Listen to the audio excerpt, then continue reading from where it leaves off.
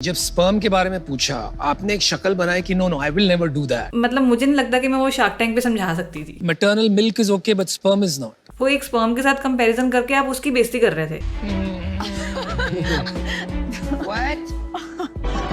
Magic of memories. जब मैंने इनका एपिसोड शार्क टैंक पे देखा, आई फेल्ट लाइक यार ये कोई साइको सा एंटरप्रेन्योर है जो कि कुछ भी बना रहा है। पेंडेंट के अंदर बाल है, पेंडेंट के अंदर अम्बिलिकल कॉर्ड है, पेंडेंट के अंदर बच्चे का पहला दांत है और ब्रेस्ट मिल्क है। तो ये सब चीजें एक डीएनए है। मेरा पहला रिएक्शन यही था, I want her on A don Talks. मेरे को जानना था कि ये साइकी के पीछे है क्या। There is something called DNA jewellery.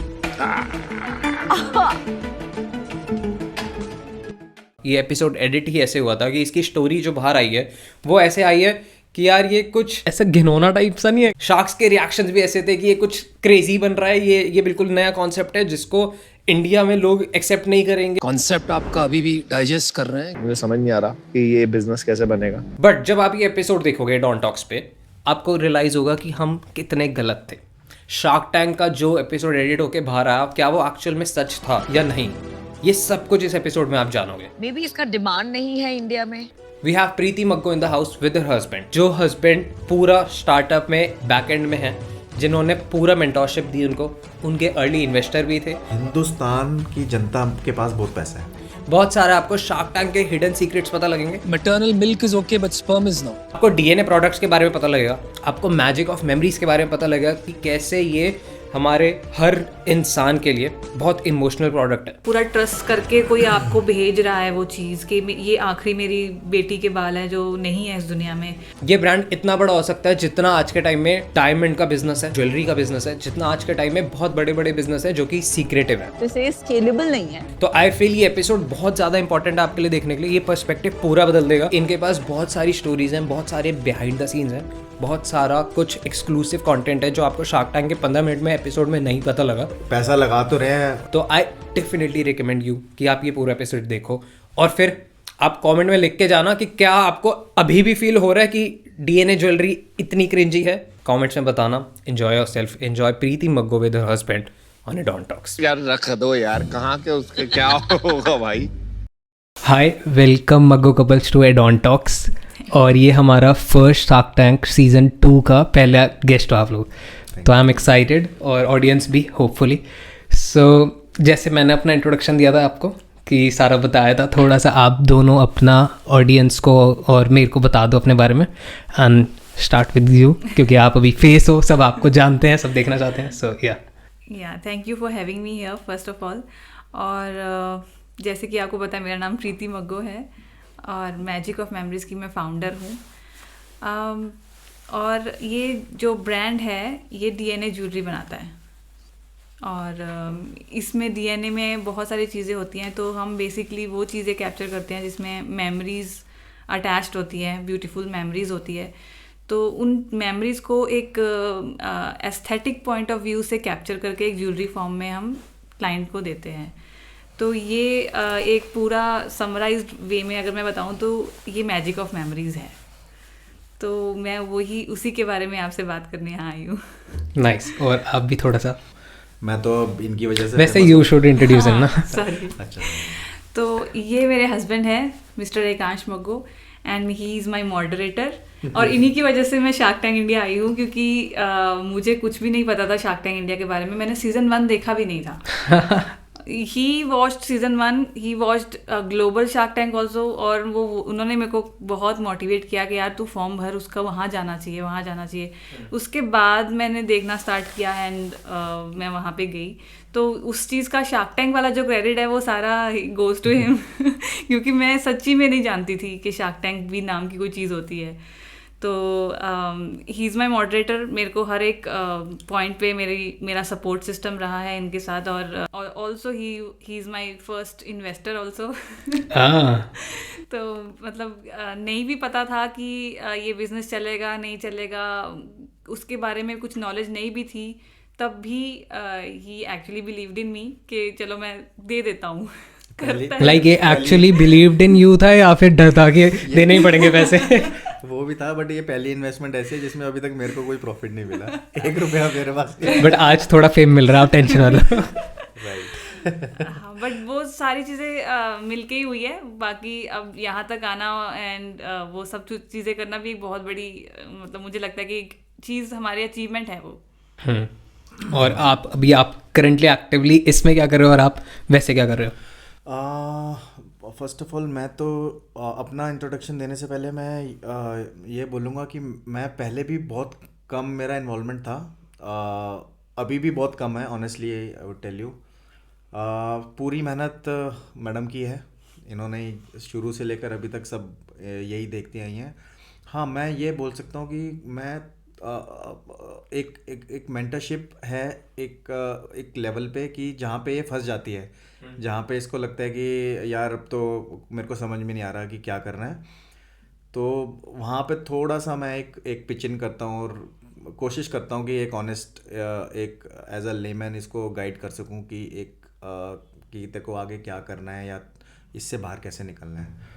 बाकी इसकी मेहनत है पूरी, शुरू से लेकर आखिरी तक, अभी तक आगे भी जाना है हमने, तो जहाँ फंसेगी वहाँ पे मेंटरशिप मेरी वो तो 7 फेरे ले लिए तो करना ही पड़ेगा ना अभी।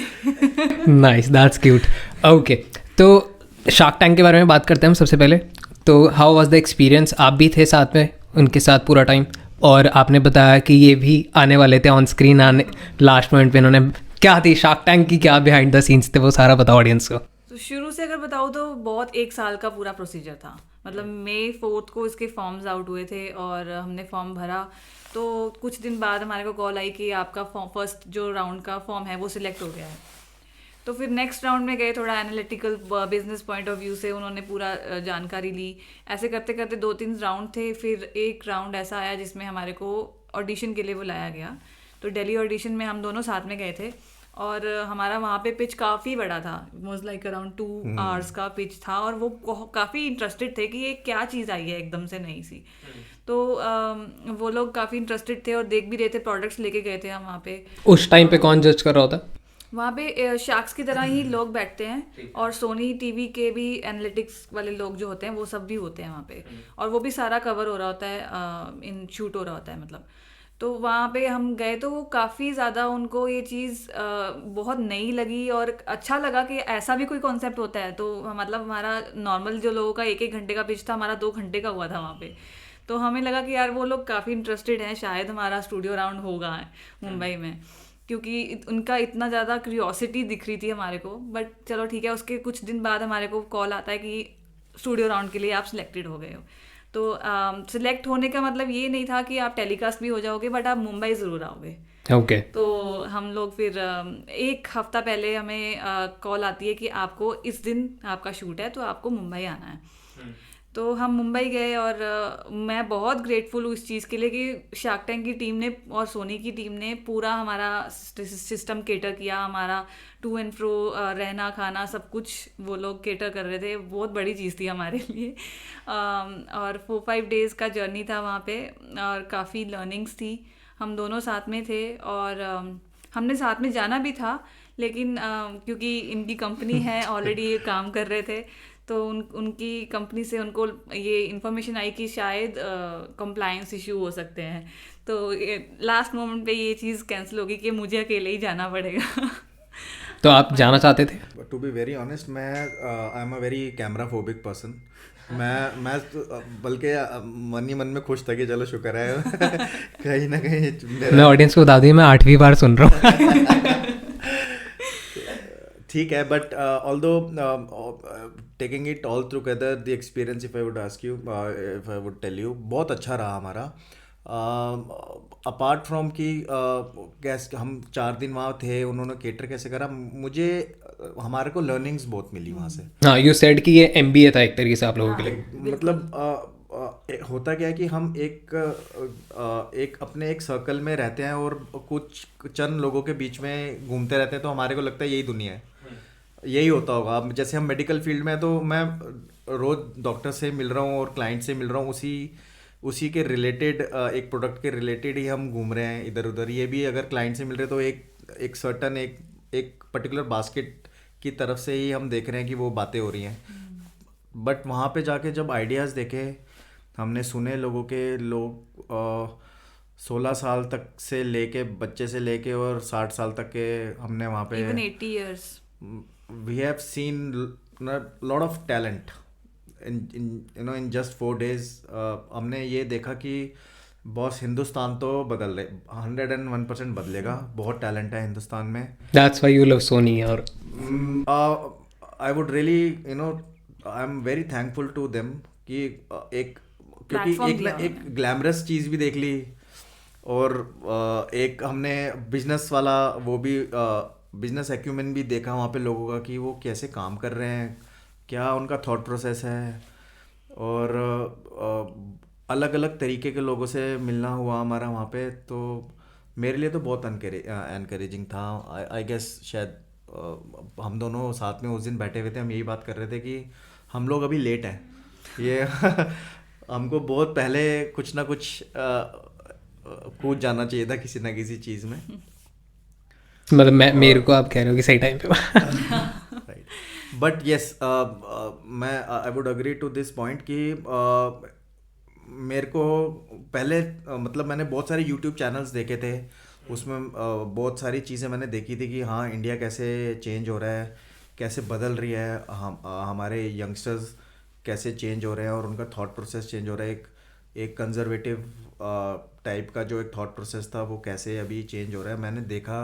और वो जब रियलिटी में आप मिलते हो ना उन लोगों से, जैसे बहुत सारे ब्रांड्स हैं जिनका कॉन्सेप्ट बहुत डिफरेंट था और उनको जाना हमने.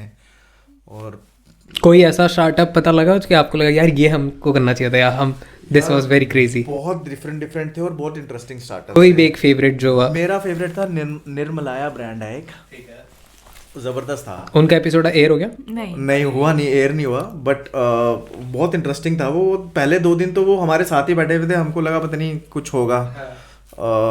बट उसके बाद फिर अब होता गया कि आप हर टाइम बैठे हुए आपस में कितनी बात कर लोगे, तो चलो ठीक है 7 बजे में कोई बैठा हुआ उससे बात करते हैं. तो मैंने ऐसी बात शुरू करी कि आप क्या काम करते हो. तो बहुत इंटरेस्टिंग कॉन्सेप्ट था उनका. वो जो मंदिर में फूल चढ़ते हैं और जो वस्त्र चढ़ते हैं मंदिर में भगवानों को, वो अब होता क्या कि फूल रोज नए चढ़ रहे हैं, उसके बाद वो वेस्ट हो गए. उसके बाद दोबारा ऑल्दो एक ऐसा अभी एक पिच भी आया, पहला ही पिच था शार्क टैंक सीजन 2 में. बट वो थोड़ा सा डिफरेंट कर रहे थे वो लोग. वो क्या कर रहे थे, वो पूरा वो फूल इकट्ठा कर रहे थे, भगवान के वस्त्र इकट्ठा कर रहे थे और उसके बाद वो उसको अपनी यूनिट में लेकर आके और वो उसको ट्रांसफॉर्म कर रहे थे अगरबत्तीज में और हवन सामग्री में. आई गेस इनकी ऐड आई है अभी निर्मलाया की. हाँ आई गेस मैंने इंस्टाग्राम पे मैं फॉलो करता हूँ उनको, तो मैंने तो बहुत देखा है. बट उनका कॉम्पिटिटर है आई थिंक फूल, एक फूल ब्रांड है. जो फूल ब्रांड भी है जो जिसकी वो ब्रांड एम्बेसडर आलिया भट्ट है. बट मेरे को बहुत इंटरेस्टिंग लगा वो. आपका कोई ब्रांड? मेरे को तो टी फिट वाली क्योंकि वो टी फिट देखा होगा आपने, ज्योति भारद्वाज, वो मेरे साथ ही थी, मेरे बैच में थी. तो हम लोग काफ़ी चिट चैट हमारा रहता था, बहुत बातें करी. उनके बच्चे जो दोनों थे वो मेरी डॉटर के फ्रेंड्स थे. वहाँ पे सेट पे पूरा दिन ये लोग धमाल मचाते थे. तो मेरी तो वही थी फेवरेट, क्योंकि वो बहुत ज़्यादा मतलब उससे आप बात कर रहे थे ना तो लग रहा था कि she is a business women. मुझे ऐसा लगा था कि मैंने ये चीज़ लैक करी तो वो मुझे उसने भी एनकरेज किया. क्या थी वो चीज़ें जो आपको लगा लैग हो रही हैं? कि आप मतलब एंथुसियाज्म, मतलब मेरे लिए कि आपको ये चीज़ भी करनी है, वो चीज़ भी करनी है, इसमें भी आपको थोड़ी सी नो मैटर कि आपने क्या पढ़ाई करी हुई है. शी वॉज एन MBA, मैंने MBA नहीं करी है. बट स्टिल अगर वो किसी ड्रिंक वाला उसका ब्रांड है तो उसने अपनी हेल्थ केयर या वो उसका कितना बेनिफिट्स है आपकी हेल्थ को, उसके बारे में उसने पढ़ाई करी है. तो मतलब मुझे ऐसा लगा कि काफ़ी रिसर्च कर रही है उस लड़की ने. तो वो बहुत मेरे लिए इनकरेजिंग था कि आपकी जो गैप्स हैं जो आप नहीं कर पा रहे हो, आप वहाँ जाके सीखते हो. तो ज्योति भारद्वाज मेरी फेवरेट थी वहाँ पे. ओके नाइस, इन लोगों को भी हम ले आएंगे जल्द. सो आप देखना उनका पॉडकास्ट. ओके, तो ये सारा शार्क टैंक का एक्सपीरियंस, कुछ ऐसी चीज़ जो आपको लगी हो कि यार ये बेटर हो सकती थी वहाँ पे, या बिल्कुल होलसम था कि मज़ा ही आ गया? बेटर मतलब हमारे लिए देखो फर्स्ट टाइम था वो, तो हमारे लिए सब कुछ ही बहुत वो एकदम लाइमलाइट में आना और आपको एकदम स्टारडम से मिलना, वो हमारे लिए पहले ही बहुत अच्छा था ये सारा कुछ. हाँ, अगर आप ये बोलोगे कि मैं 4th-5th टाइम्स जा रही हूँ तो मैं ये बता सकती हूँ कि मेरे लिए क्या चीज़ जो है वो अलग होनी चाहिए थी. फर्स्ट टाइम तो आई वॉज रियली ग्रेटफुल कि यार ये चीज़ हो रही है. लोगों के लिए तो ये भी नहीं होती है। मैं आपको अगर बताऊंगी कि 400 से ज़्यादा लोगों की वहाँ पे टेलीकास्ट मतलब शूट हुआ है, बट वो टेलीकास्ट नहीं है। तो आपको टेलीकास्ट कर दिया उन्होंने, मेरे लिए वही बहुत बड़ी बात थी। तो I am really grateful for that. आप दोनों के कौन कौन शार्क फेवरेट हैं? मेरा अगर पर्सनली मेरे से पूछेंगे तो मेरे को अनुपम बहुत अच्छा लगता है, क्योंकि अमंगस्ट ऑल ऑफ देम मेरे को ये लगता है कि उनकी नॉलेज जो है ना वो मतलब कोई भी प्रोडक्ट लेकर आ जाओ, कोई भी फील्ड का प्रोडक्ट ले आओ, वो कुछ ना कुछ टिप्पणी दे देंगे वो अपनी। वो ज्ञानी है। और उनका मेरे को ऐसा लगता है कि वो एकदम मतलब बिल्कुल स्क्रैच से शुरू हुए हैं, उन्होंने बहुत फेलियर्स देखे हैं। एंड आई फील कि उन्होंने बिजनेस तब बिल्ड किया जब मुश्किल था। एग्जैक्टली ऑनलाइन बिजनेस करना मुश्किल था। हाँ एग्जैक्टली। तो आई हैव दैट, वो वाली रिस्पेक्ट है कि मार्केट में तब उतरे जब स्कोप ही नहीं है। बिल्कुल। तो वो ही एक यूनिक चीज़ है उनकी। और मुझे नहीं पता क्योंकि मैं टैंक में अंदर गया नहीं था, शी वॉज देयर। मेरे को बट आवाज़ें आ रही थी बाहर में, क्योंकि मैं ग्रीन रूम बोलते हैं, क्या बोलते हैं, मैं वहाँ पे था। तो मेरे को आपने तो 15 मिनट का देखा है, बट वो 1.25 घंटे के आसपास का पूरा शूट था। अब कोई एंजाइटी नहीं हो रही थी अंदर, क्या हो क्या रहा है? मेरे को एंजाइटी पता है किस चीज़ की हो रही थी, क्योंकि फ़ोन मेरे को आने वाला था अगर फंडिंग मिलती तो। मेरे को यही नहीं पता नेगोशिएट कैसे करना है। तो टीम वाज लाइक कि सोनी की टीम, सर आप अपना फ़ोन रेडी रखना, आपको कॉल आएगा, मैम अंदर हो अगर उनको मिलेगा। वो लोग सब मतलब मेरे को कॉन्फिडेंट थे आपको फंडिंग मिलेगी। मतलब ऑफर जरूर आएगी, पर वो लोग कॉन्फिडेंट थे पीछे से। मेरे को डर नहीं लग रहा था मैं बात क्या करूँगा फोन पे, और मैं जो बोल रहा हूँ क्या वो शूट हो रहा होगा या नहीं हो रहा होगा। वो सब शूट हो रहा होता है। बहुत सारी चीज़ें दिमाग में थी, but all together it was good. तो मैं बोल ये रहा था कि अनुपम, वाई अनुपम, क्योंकि थ्रू आउट 1.5 आवर्स का जो भी सेशन था टैंक का, उसमें मेरे को जो आवाज़ें आ रही थी ग्रीन रूम में, वो अनुपम बहुत सपोर्टिव है, वो उसने बहुत सपोर्ट करा उन्होंने। तो बहुत कंफर्टेबल फील कराते हैं। आप तो 15 मिनट का देख रहे हैं, बट आप वहाँ पे पूरा 1 घंटा बिता रहे हैं। उस 1 घंटे में बहुत सारी बातें भी होनी हैं, और वो पूरा बैकग्राउंड आपका देखते हैं और सुनते हैं और कोशिश करते हैं कि आपको कंफर्टेबल फील कराएं। उसमें से सबसे नॉलेज ज़्यादा गेन करने की कोशिश करते हैं वो।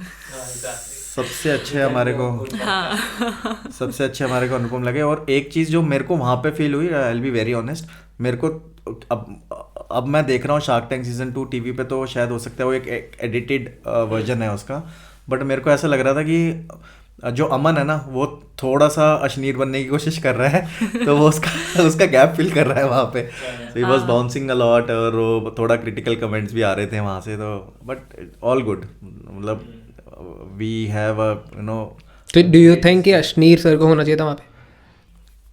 देखो अगर एज अ व्यूअर अगर मैं बोलूँगा तो होना चाहिए था, क्योंकि हिंदुस्तान की जनता को मसाला चाहिए। वैसे भी वो पॉइंट की बात करते थे।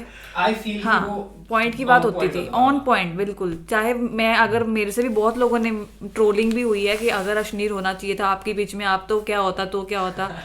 तो मेरे को क्या बना रहे हो आप, ये क्या बना रहे हो? बिल्कुल ये सब इनफैक्ट अभी चीजें हो एक रही हमने है। यूट्यूब पे किसी ने रिएक्शन वीडियो डाला हुआ है बहुत सारे लोगों ने डाला उसमें उन्होंने थंबनेल में अश्नीर की फोटो डाली हुई है, और उसमें टैगलाइन लिखी हुई है, बहन क्या कर रही है तू। पर इस टाइम पे सबसे अच्छी ब्रांड वैल्यू भी उनकी चल रही है। एग्जैक्टली। हमारी खुद की रील 2-2 2.5 मिलियन पार उनकी स्टार्टिंग क्लिप से हो रही है। उनके नाम पे बहुत लोग खा रहे हैं अभी भी। अच्छा है, तभी मैंने भी पुट कर दिया। एनीवेज, तो आपका भी सेम शार्क फेवरेट? हाँ, अनुपम मित्तल और पीयूष बंसल। मतलब पीयूष बहुत काम है और ज़्यादा इधर उधर की बात नहीं, आपसे मतलब एकदम पते की बात करते हैं, और मतलब मुझे जिनका कामिंग नेचर अच्छा लगता है, तो उनकी वाइब अच्छी है एक्चुअली। यू फील कि आपका जो एपिसोड एडिट करके बाहर हुआ बिल्कुल बढ़िया था, या कुछ मिस हुआ? नहीं, मुझे लगता है कुछ चीज़ें मिस थी उसमें, क्योंकि मेरे एंड से मैंने जो उनको बताया मैसेज जाना चाहिए था एक ऑडियंस को, वो थोड़ा सा मुझे मिसिंग लगा। क्योंकि उसमें वो जो वियर्ड क्वेश्चंस थे ना, उसी को ही उन्होंने एक मतलब बना दिया कि ये ऐसा एपिसोड फ्रेम कर दिया एक्चुअली में। तो मेरे को ऐसा लगा कि उस चीज़ की वजह से ना, जो मेरा डीएनए का कॉन्सेप्ट था, मेरा मदर बेबी मेमोरीज का जो कॉन्सेप्ट था ना, वो थोड़ा सा नीचे दब गया। तो मेरे को वो चीज़ लगी कि उसके आंसर्स जो थे वो थोड़े से मैंने दिए भी थे, तो वो चीज़ें वो मतलब जो आप सोच रहे थे, जो आपने प्रेजेंट किया, वो एक्चुअल में आउट नहीं हुआ। ये ऑलमोस्ट 90% सबके साथ हो रहा है। हाँ ये बट मासी करना है तो ये करना पड़ता है। So that's why don't talks. आप यहाँ पे बता सकते हो सारा कुछ।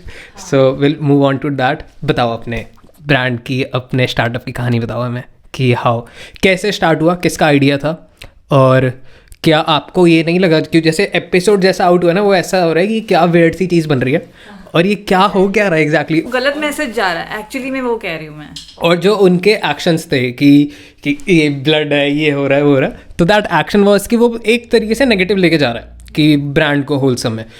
तो और जब मैंने भी एपिसोड देखा था तो मेरे दिमाग में भी ये आया था कि यार ये कुछ ऐसा घिनौना टाइप सा नहीं है कि मतलब नो ऑफेंस, बट कि क्या हो रहा है, तुम दांत के साथ ये कर रहे हो, XYZ चीज़ों के साथ ये कर रहे हो। सो आइडिया किसका था, और जिसका भी आइडिया था में से, तो दूसरे इंसान का क्या रिएक्शन था कि क्या कर रहा है तू? एक्चुअली क्या है ना कि it was back in the time 2018 नहीं 17 सॉरी। मेरी डॉटर उस टाइम 6 मंथ्स की थी। मुझे आज भी वो दिन याद है। मैं और मेरे हस्बैंड इवनिंग वॉक करने जाते थे और मैं अपनी छोटी सी 6 मंथ्स की डॉटर को करियर में लेके जाती थी। You remember? तो मैं उस इवनिंग वॉक के टाइम पे मैंने इनसे डिस्कस किया कि यार मुझे ना, मैंने एक चीज़ देखी है इंटरनेट पे और मुझे बड़ी अच्छी लगी है कि somebody is making jewellery out of breast milk. Okay. तो ही सेड अच्छा ऐसा भी कुछ होता है। मैंने कहा हाँ। मैंने कहा ये चीज़ का स्कोप अभी इंडिया में शुरू हुआ है, थोड़ा थोड़ा है, लोग कर रहे हैं, बट वो अपने रीजनल टाइप के उसमें कर रहे हैं लोग। लेकिन जो मैंने चीज़ देखी है वो वेस्टर्न कंट्री में देखी है और वो काफ़ी हाई लेवल की हो रही है। तो वो मुझे लगा कि वो जो गैप है ना, वो शायद मैं फिल कर सकती हूँ उसको। तो पता नहीं मुझे क्यों ऐसा लगा, बट मैं कि मैं वो कर सकती हूँ। तो मैंने डिस्कस किया तो ही सेड कि अच्छा ऐसा कुछ है तो करो, रिसर्च करो अपनी, देखो क्या निकल के आता है। उनका एग्जैक्टली ये वाला आंसर था। क्या आपके दिमाग में ये चल रहा था उस टाइम पे? क्योंकि ये तो आपने बोल दिया कि हाँ चलो रिसर्च करो। मैं एक चीज़ एडमिट करूँगा, अभी पता नहीं बाद में मार पड़ेगी क्या होगा, बट होता क्या है कि बहुत सारी चीज़ें डिस्कस करते हैं हम लोग। उसमें से मैं आधी चीज़ें एक कान से सुनता हूँ, दूसरे से निकल जाती है, बट कोशिश मैं ये करता हूँ। आप ऑन स्क्रीन भी मार सकते हो। नहीं, मैं कान खींचती रहती हूँ वैसे। बट मैं कोशिश मेरी ये रहती है कि हाँ ठीक है, एक जब आज इसने डिस्कस करी है एक चीज़, अगर ये मल्टीपल टाइम्स वही सेम चीज़ डिस्कस करेगी ना, तो मेरे को लगेगा कि हाँ कुछ है, फिर मैं आराम से बैठ के आइडिया सुनूंगा इसका कि क्या है। तो इस केस में भी यही हुआ, इसने एक बार डिस्कस करा, हो सकता है मैंने वो, इसको याद है, मेरे को याद नहीं है कि इसने क्या बोला, तभी उन्होंने पूछा तो यू रिमेम्बर।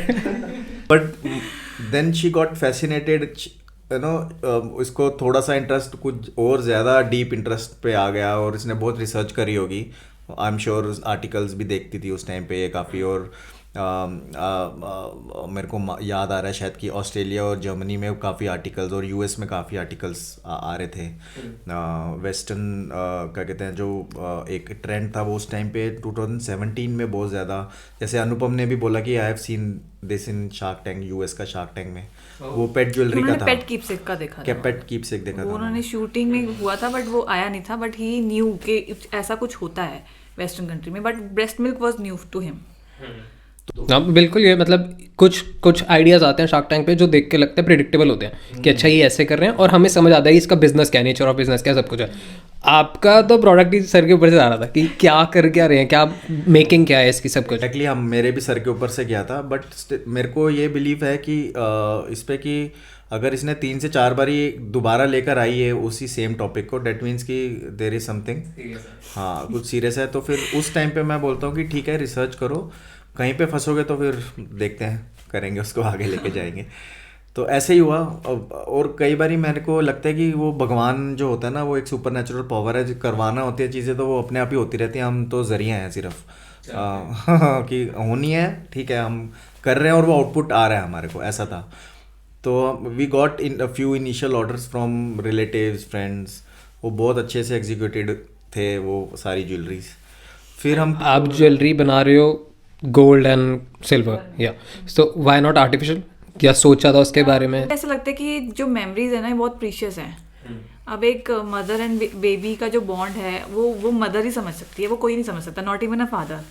तो वो जो एक बॉन्ड है ना, वो बहुत प्रीशियस बॉन्ड है और वो कुछ टाइम के लिए रहता है। बच्चे बड़े हो जाते हैं एंड वो सब भुला जाता है कि क्या था वो।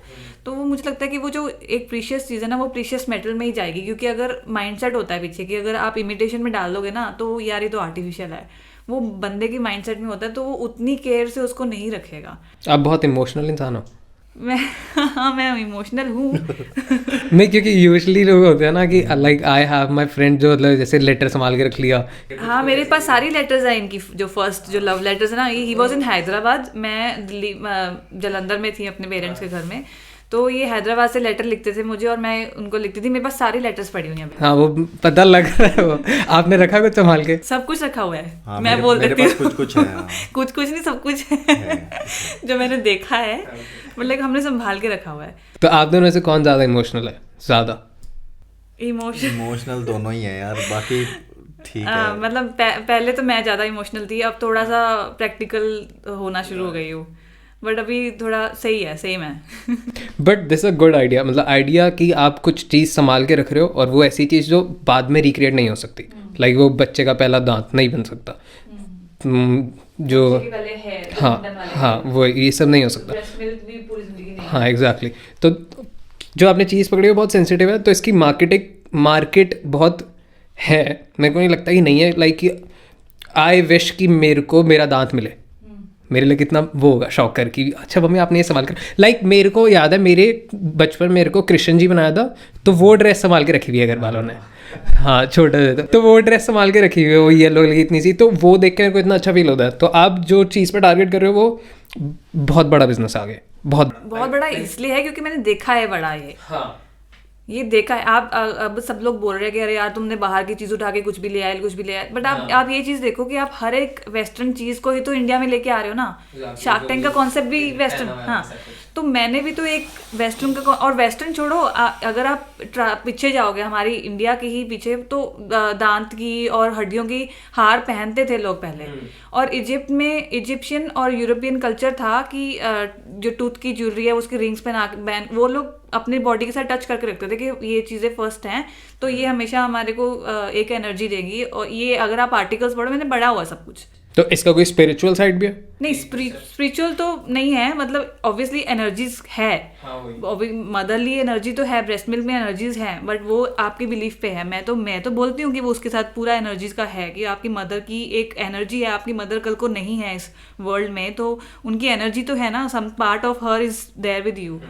तो स्पिरिचुअल उस पॉइंट ऑफ व्यू से अगर आप उस पर बिलीव करते हो, अदरवाइज तो ये एक मेमोरी के तौर पे ही जाएगी आगे। Just wanted to add a bit what she said. मेरा मानना ये है कि अब ना मेमोरीज को प्रिजर्व करने का तरीका चेंज हो गया, राइट? जैसे पहले आपके पास एल्बम्स होती थी, ठीक है ना, अभी हम वो बस क्योंकि डिजिटल नहीं था ना कुछ भी, अभी तो आपको एल्बम कोई बहुत कम लोग देखे मैंने जो पुरानी ट्रंक में से एल्बम निकालते हैं और ये देखो मैं बचपन में ऐसा दिखता था। अभी क्या है, अभी पेन ड्राइव निकालते हैं, अभी पेन ड्राइव निकालेंगे, हार्ड ड्राइव निकालेंगे, पीसी में लगाएंगे, बच्चे को दिखाएंगे कि देखो ये है। तो मेरा मानना यह है कि मेमोरीज को प्रिजर्व करने का भी तरीका आगे आने वाले टाइम में चेंज होगा। स्टार्ट हमने कर दिया है, और अब हाँ उसको और प्रिसाइसली और अच्छे फॉर्म में आप अपने आने वाली जनरेशन को वो कुछ एक मेमोरी गिफ्ट दे सकते हो कि देखो ये तुम्हारा हेयर था, फर्स्ट हेयर था मुंडन से पहले का, है ना, और या आपका पहला जो टूथ था आपका वो हमने प्रिजर्व करके रखा है। तो इट्स जस्ट कि आप अपने बच्चे को कुछ दोगे या अपने लव्ड वन को कुछ दोगे तो वो और ज़्यादा आपसे इमोशनली अटैच हो जाएगा और ज़्यादा कनेक्ट हो जाएगा आपसे। तो मोटिव यही है। बट कहीं ना कहीं पे मेरे को ऐसा लगता है कि शार्क टैंक में ना वो थोड़ा सा वो डिल्यूट हो गया वो कॉन्सेप्ट। अब वो कैसे डिल्यूट हो गया, वो अलग ट्रेन अलग चल पड़ी कि वो एक पेस पकड़ लिया था उसने, वो वहीं बिल्ड होती गई। हम सिर्फ डीएनए ज्वेलरी नहीं बना रहे हैं, हम डीएनए ऑब्वियसली हमारे बॉडी पार्ट से कुछ भी बनेगा तो वो डीएनए ज्वेलरी डीएनए ही कहलाएगा, बट हम बेसिकली डीएनए को यूज करते हुए एक मेमोरी को प्रिजर्व कर रहे हैं। राइट। अब एक लैक्टेटिंग मदर है, वो एक टाइम पीरियड तक वो मदर फीड क्या कहते हैं उसका वो क्या कहते हैं मदर फीड आएगा, राइट। तो बच्चा बड़ा हो जाएगा, उसके बाद दूध आना बंद हो जाएगा। तो आपने अगर उस चीज़ को प्रिजर्व करा है कि जो चीज़ आगे होनी नहीं है, आपने वो चीज़ प्रिजर्व करके अपने बच्चे को दिया है। अपने आप में एक यूनिक चीज़ है। एग्जैक्टली This तो is very unique है। पहला दांत एक ही बारी टूटता है, दूसरी बारी टूटेगा तो दांत ही नहीं आएगा। तो जो पहला टूटा उसको प्रिजर्व करना मेक सेंस। तो जैसे कि आपने बोला कि वहाँ पे उनके ईयू वाले रिएक्शंस थे, तो मैं आप इसका एक बहुत ही अच्छा आंसर है। अगर आप मेरी ज्वेलरी देखो ना, तो बहुत एस्थेटिकली ऐसी होती है, आपको पता भी नहीं चलेगा कि उसके अंदर क्या है। मतलब अगर मैं फर्स्ट टाइम भी आपको कोई चीज़ दूँ ना, तो आप नहीं बता पाओगे कि वो हेयर बना हुआ है या फिर वो हाँ, मैंने देखा था उसमें, वो नहीं है, इंस्टाग्राम पे भी मैंने देखा। ईयू वाला फैक्टर तो होता ही नहीं है। पहली बात, अगर आप उस चीज़ को अच्छे से देखोगे तो वो एस्थेटिक ऐसा होता है मेरी ज्वेलरी का कि मैं मतलब ये आर्टिस्टिक फॉर्म में हम उसको कन्वर्ट करते हैं कि वो इतना सुंदर लगता है, मतलब ब्यूटीफुल लगता है वो। हाँ, it's a proper jewellery and it looks beautiful. It doesn't look like a yucky thing और समथिंग लाइक। मैं उसको एज इट इज़ नहीं डाल के फटाफट वो काम for the sake of keeping के कर दिया, चलो वैसा नहीं है। तो वो चीज़ वहाँ पे उन लोगों को एकदम से पहला तो शॉकर आ गया कि यार ये क्या चीज़ है। तो डीएनए तो पता नहीं किसी की। आपने अपनी पिच स्टार्ट कैसे की थी? क्योंकि आई फील कि बहुत अभी जो पर्सपेक्टिव आ रहा है, इट्स वेरी कम्प्लीटली डिफरेंट, और जो वीडियो में मैंने देखा वो बहुत अलग था। इट्स लाइक कि कोई साइको इंसान आके कुछ कर रहा है। तो नो ऑफेंस, बट मेरे को यही लगा था कि कुछ होते हैं ना जैसे वो नेटफ्लिक्स टाइप्स वैसे लोग। एक्चुअली होता क्या है कि आपके पीछे ना टीम होती है पूरी, वो आपको थैंक्स टू सोनी टीम, क्योंकि आप एक लेमन हो। आप अब हम बात कर रहे हैं, कुछ स्क्रिप्टेड नहीं है, हमने कुछ स्क्रिप्ट नहीं याद करी हुई कि यही बोलना है। But at the same time when you are presenting on a national TV, it actually becomes mandatory to present in a massy way, in a elegant वे, ताकि आप ऑडियंस के साथ कनेक्ट कर सको। तो उनका आइडिया अच्छा था। वो ये चाह रहे थे कि एक ऐसी पिच हो जिसमें आपकी सारी चीज़ें आ जाएं और थोड़ा सा फनी भी हो, ड्रामेटिक भी हो। तो उनकी गलती नहीं है। मुझे पर्सनली ऐसा लगता है कि वो पिच अलग होनी चाहिए थी। थोड़ी सी और जो हमारी पिच थी ना, वो वाली वहाँ पे थोड़ी सी ऑल्टर हो गई थी। वही आया आज ना कि आपकी पहला ओपनिंग क्या थी पिच की, लाइक कैसे आपने प्रेजेंट किया? टीवी पे देखा, वही थी मेरी स्टार्टिंग। जो मैं एक्चुअली में पिच लेके गई थी कि मैं ये प्रेजेंट करना चाहती हूँ, उसमें से उन्होंने चेंजेस कर दिया। मैं अब मुझे ऐसा याद नहीं है कि माँ के साथ का रिलेशन था, माँ और बच्चे के साथ का, कि बेबी और मदर के बीच का जो बॉन्ड होता है वो उसको हम आज प्रिजर्व कर सकते हैं। वो एक प्रीशियस चीज़ है। जो ब्रेस्ट मिल्क है वो एक नरिशमेंट है बेबी के लिए, वो उसकी लाइफ का एक बिल्डिंग ब्लॉक है और वो कुछ टाइम के लिए आना है उसने। तो अगर हम फर्स्ट ड्रॉप ऑफ मिल्क या लास्ट ड्रॉप ऑफ मिल्क को अगर हम प्रिजर्व कर दे फॉर एवर, पूरी लाइफ के लिए, चाहे मदर होए चाहे ना होए, बट वो ज़रूर रहेगा, तो वो कितनी प्रीशियस चीज़ हो जाएगी उसके लिए। तो मेरा इस एंगल के ऊपर पिच था एक्चुअली में, जो कि वहाँ पे थोड़ा सा डाइवर्सिफाई हो गया पूरी वास्ट ऑडियंस के। सबने क्या डीएनए का वर्ड पकड़ लिया। तो डीएनए तो यार स्वेट भी है, फिर डीएनए तो पी भी है, फिर कुछ भी हो सकता है डीएनए, बट मैं कुछ भी थोड़ी ना प्रिजर्व कर रही हूँ। लाइक ही आज की स्पर्म का भी बना रहे हो कुछ कर रहे हो। There is no beautiful memory attach to it. Okay, and apart from memory, हम उस चीज़ का ज्वेलरी ज़्यादा बना रहे हैं जो कि लिमिटेड पीरियड ऑफ टाइम के लिए आपके पास है। हाँ, दैट्स अ यूएसपी, राइट, कि आपका मदर मिल्क है वो, हाँ, वो 3 महीने 4 महीने 6 महीने साल तक रहेगा, उसके बाद वो नहीं रहने वाला है। तो आपने प्रिजर्व करा उसको। पहला दांत है वो प्रिजर्व कर लिया, उसके बाद नहीं आएगा, दूसरा आएगा, कभी जिंदगी में नहीं आने वाला ना। अब अगर कोई हमारे को बोले कि मैं लास्ट टाइम पूप कर रहा हूँ, उसके बाद मैं जिंदगी में कभी पूप नहीं करूंगा, तो हम वो प्रिजर्व करते। अनुपम का क्वेश्चन था ना कि व्हाई नॉट। नहीं, he asked why not sperm ना, तो स्पर्म भी अगर आपका आखिरी है तो दबाओ बताओ, फिर उसके बाद नहीं है तो लाइक तुम अगर नसबंदी कराने जा रहे हो तो फिर करा लो। बट नहीं, जोक्स अपार्ट, बट मेरा एम ये नहीं है कि मैं हर एक डीएनए को प्रिजर्व करूँ। मेरा एम ये है कि मैं उसके साथ एक इमोशन, हर एक याद जो होती है एक पर्टिकुलर थिंग के अराउंड, उस याद को हम एक story form aesthetic point of view से अगर ज्वेलरी में डाल सकते हैं। तो आप अगर मेरी ज्वेलरी भी देखोगे ना, तो आपको पता चल जाएगा कि वो ज्वेलरी के पीछे कुछ स्टोरी है। जैसे कि मेरे पास ऐसे बहुत सारे क्लाइंट्स थे जिनका रेनबो बेबीज थे। रेनबो बेबी मतलब कि काफ़ी सारे मिस कैरेजेस के बाद IVF हुआ और बेबी आया, तो उनके लिए वो एक मतलब बहुत ही ज़्यादा एंजल बेबी होता है, तो उसको रेनबो बेबी बोलते हैं।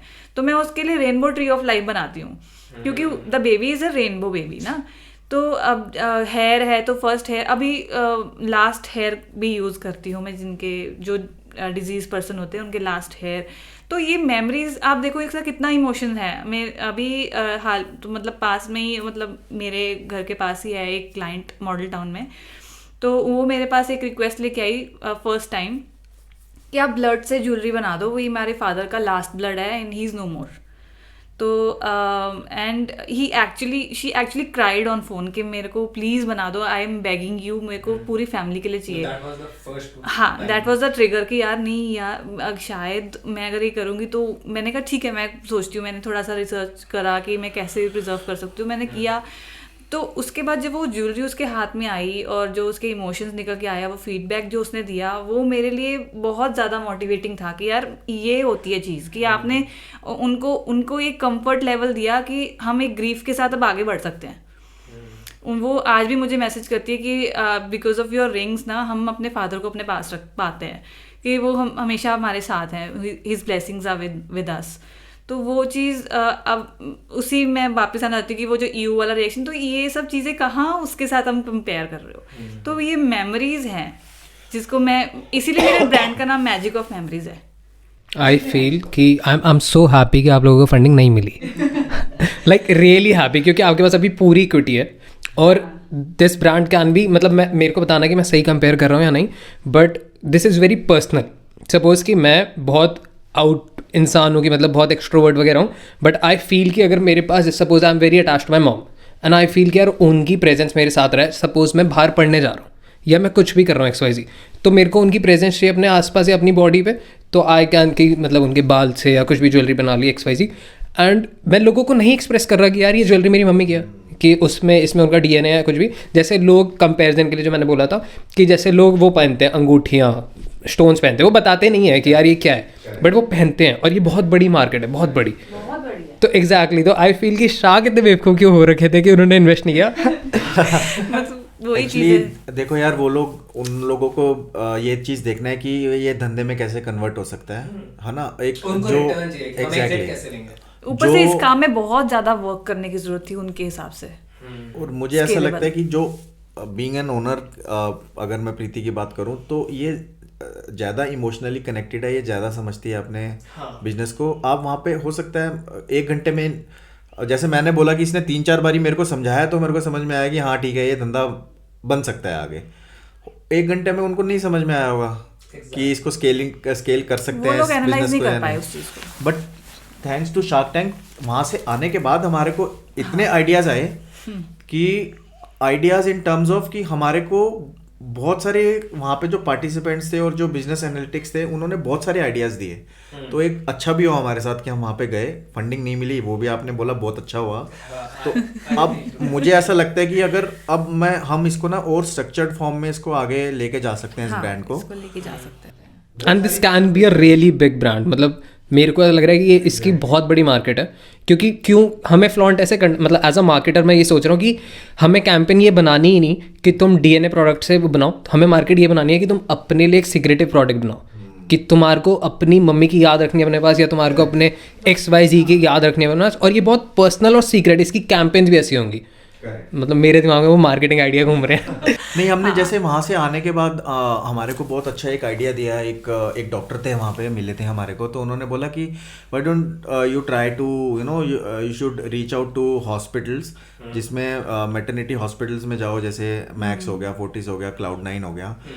तो वहाँ पे आप एक गायनेक डिपार्टमेंट में जाके आप ये देख सकते हो कि for all the babies, mothers हैं जो अभी माँ बनने वाली हैं, आप उनको पहले ही, बहुत सारे ब्रांड्स हैं ऐसे, जैसे वो कौन सा था जब आप हैंड एंड फुट कास्टिंग होता है स्टेम सेल प्रिजर्वेशन के लिए, वो लोग आपको they reach out to you, वो आते रहते रूम में बताने के लिए। तो you can collaborate with the hospital brands as a gift, जैसे कॉर्पोरेट गिफ्ट हो गया, आपने हर एक पेशेंट को एक ब्रेस्ट मिल्क का कोई भी पेंडेंट है और आपने उसको गिफ्ट कर दिया, तो ये एक अच्छी चीज़ है। एग्जैक्टली। और पीयूष का एक उसमें एक आइडिया था कि आप सिर्फ हेयर की ज्वेलरी बनाओ, तो आपके SKU इतने सारे SKUs मत रखो, क्योंकि कंफ्यूजन हो जाती है, it will become difficult for you to scale but I feel कि अब तुम इतनी बड़ी अगर तुम्हारे पे है कि तुम्हारी कैपेसिटी है बड़े प्रोडक्ट्स की, तो तुम टारगेट उस हिसाब से करो ना, क्योंकि हर एक इंसान को मत दिखाओ कि तुम ब्रेस्ट की, मतलब अगर मैं हूँ सपोज, तो मेरे को नहीं इंटरेस्ट ब्रेस्ट वाले में,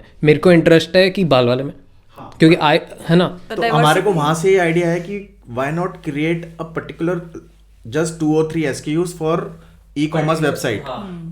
अमेजोन, फ्लिपकार्ट पे, ईबे पे, नायका पे सिर्फ 2 या 3 SKUs ही हैं, है ना। तो उसमें अब क्योंकि मैं अमेजोन पे उस दिन देख रहा था, अब बहुत सारे कस्टमाइज बिजनेस भी हैं उसमें, which needs a special kind of a customisation, जिसने जैसे किसी ने कप में अपनी फ़ोटो प्रिंट करवानी है, तो उसके लिए आपको फ़ोटो भेजना है, फिर वो कस्टमाइज़ करेंगे, तो बन सकता है धंधा, आइडियाज़ हैं। मुझे ऐसा लगता है कि शायद अगर दोबारा मौका मिले हमारे को शार्क टैंक में पिच करने के लिए, इस बार ही फंडिंग मिलेगी, पक्की बात। यू नेवर नो, कल को कोई शार्क की फैमिली से ही बनवा रहा है मेरे से जूलरी। सही में बता रही हूँ, सही में बता रही हूँ। और अभी क्या है ना, ये सब इस सिनेरियो के बाद क्या है ना, अगर वो बाहर किसी दूसरी कंट्री में जाके सुनते हैं ना ये चीज़, तो वो बोलेंगे हाँ यार इंडिया वाले में आया था कोई लेके। और दूसरी चीज़ की क्या प्राइसिंग, क्या है, क्या प्राइस रेंज है? प्राइस रेंज मेरा 3500 से स्टार्ट हो जाता है। ठीक है, उसमें क्या होता है, क्या बनता है? 3500 में स्टोन्स बनाते हैं हम, जो सिर्फ स्टोन्स हैं। तो आप अपने पास अगर स्टोन्स रखना चाहते हो तो वो भी रख सकते हो, या फिर आपको उसको खुद से ज्वेलरी में कन्वर्ट करना है वो भी कर सकते हो। उसके बाद फिर मेटल चार्जेस के साथ आती है सारी चीज़ें।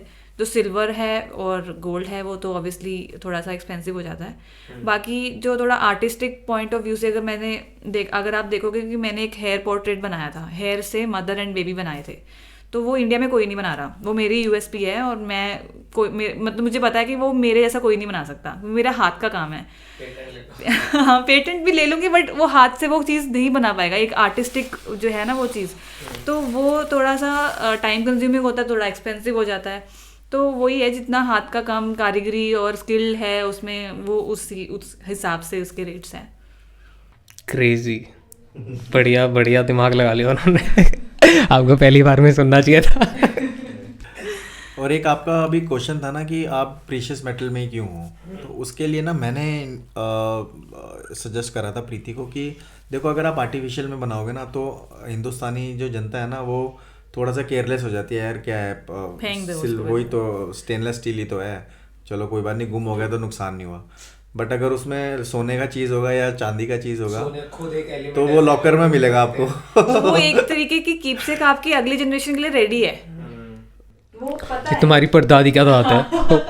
ये कितना क्रेजी होगा कि तुम अपने दादा का दांत पीढ़ी दर पीढ़ी चला रहे हो। आप इमेजिन करो कि अगर आपकी कोई ऐसी फर्स्ट मेमोरी आप ऐसे ज्वेलरी फॉर्म में आपको मिल जाए और आपको पता चले कि ये है, तो वो आपके लिए ओवरवेलमिंग सिचुएशन नहीं होगी? मतलब आप खुद सोचो इस चीज़ को। मैं खुद के लिए सोचती हूँ ऐसा कि मेरे पास होता तो। मैं सोच रहा हूँ एडॉन प्लस का बोर्ड बना देता हूँ, एक लेगेसी चलेगी, जैसे रिलायंस बन गया था ऐसे एडॉन ग्रुप्स बनाएंगे।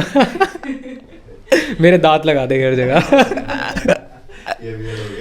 वेरी अच्छा। Okay, so what's the future plan? एक बेसिकली आपने बता दिए, बट कुछ जो बिल्कुल अभी करने इमीडिएट, क्योंकि अभी आप लोग शार्क टैंक के मेरे हिसाब से बिल्कुल पीक फेस पे हो, जहाँ पे ये लेके जाएगा कि आप बहुत क्रेजी जा सकते हो इसी पॉइंट में 1-2 महीने में, क्योंकि मेरे पास्ट एक्सपीरियंस के हिसाब से बता रहा हूँ, या फिर आपका ड्रॉप डाउन आता है जहाँ पे फिर से वापस स्ट्रगल स्टार्ट हो जाता है जो पहले चल रहा था। तो अभी क्या प्लान है, जो इमीडिएट प्लान्स हैं? देखो, मैं तो ये सजेस्ट करूँगा इनको कि अभी this is the high time, आपको इसको एनकैश करना है। हमारा देखो शुरू से ही मोटिव एक ये नहीं था कि हमको पैसा लेना है जाके और फिर अपना धंधा बनाना है। हमारा मोटिव कहीं ना कहीं पे ये भी था कि इस बिज़नेस के अवेयरनेस एक नेशनल प्लेटफॉर्म पे अगर आएगा तो बहुत सारे लोगों को पता लगेगा और वो अवेयर होंगे कि ऐसा भी कुछ हम कर सकते हैं। फर्स्ट तो मूवर एडवांटेज भी वो एक 15 मिनट का फेम मिल गया हमारे को। We have created lot of leads. हमारे को जिस दिन शूट हुआ उसके जिस दिन एयर हुआ हमारा एपिसोड, इंस्टाग्राम ब्लॉक हो गया था हमारा, इतने लोग आ गए थे। और प्लान आगे का यही है, आप टू आंसर योर क्वेश्चन, कि मैं ये बोलूँगा कि हमने ईमानदारी से चलना है। उसमें अभी हम बहुत सारे टीम से मिल रहे हैं, बहुत सारे एजेंसीज से मिल रहे हैं कि how to take this forward, क्योंकि हम लोग मेडिकल बैकग्राउंड के लोग हैं। धंधा हमारे को सेकंड प्रायोरिटी रहा है हमेशा। पहला प्रायोरिटी क्या कहते हैं हमेशा यही है कि कुछ एक दिल से करना है, एक ईमानदारी से करना है, एक अच्छा चीज़ करनी है। अगर मैं पर्टिकुलरली प्रीति की बात करूँ तो मैं तो यही सजेशन दूंगा, और हम कर भी यही रहे हैं कि हम अगर हम कोई मार्केटिंग का बंदा, हम कर रहे थे पहले मार्केटिंग एक खुद से, अपने खुद के इनिशिएटिव से हमने बहुत, क्योंकि अगर आप देखोगे इनका इंस्टाग्राम पूरा ऑर्गेनिक है हमारा, उसमें इसने बहुत मेहनत करी है, खुद वीडियो शूट कर रहे हैं, खुद डाले हैं, 64,000 तक फॉलोअर्स तक उसको पहुंचाया है। हमारा 90% to 95% हमारा इंस्टाग्राम से ही बिजनेस अभी इनको आ रहा है। तो गोइंग फर्दर हमारी यही कोशिश रहेगी कि हम किसी टीम के साथ कनेक्ट करते भी हैं जो हमारा फर्दर आगे मार्केटिंग करता है और आगे लेके जाता है इसको एज ए टीम। तो हम ईमानदारी ढूंढ रहे हैं बेसिकली अभी कि वो ईमानदार हो, पैसा साथ। मेरे को ऐसा क्यों लग रहा है आप मेरी बात कर रहे हो?